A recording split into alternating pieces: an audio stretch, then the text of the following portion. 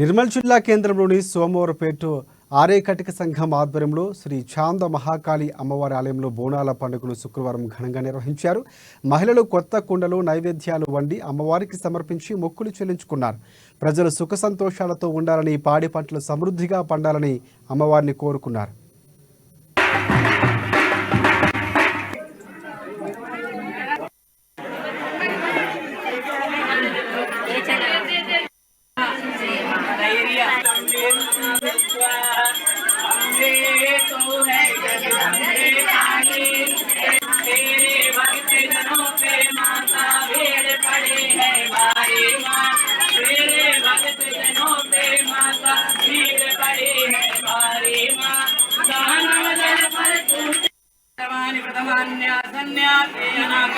महिमानः